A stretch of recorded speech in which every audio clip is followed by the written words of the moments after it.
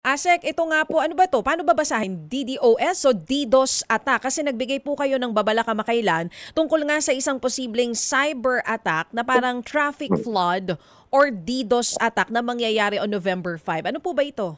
Oo.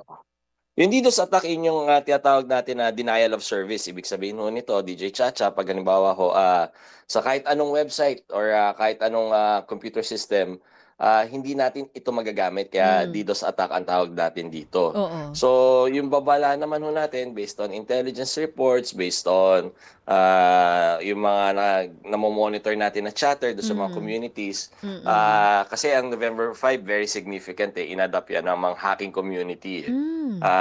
Baka magkaroon ng mga attacks on government websites and systems para naman hindi tayo makapag-deliver ng mga serbisyo na dapat ipahatid natin do sa mga kababayan natin. Oo. Ano nga po ulit inadopt ng mga hackers itong November 5? So, like yearly, meron talagang malalaking cyber attacks na nangyayari pagka November 5?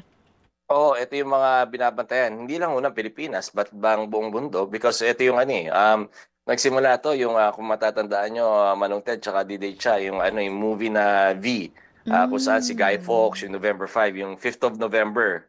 Tapos kung makikita nyo yung mga hacking group, nakikita nyo rin yung maskara ni Guy Fawkes, yun din yung ina-adapt nila as yung part ng identity ng mga hackers, yung So this is a global symbol and global day of protest. Yeah.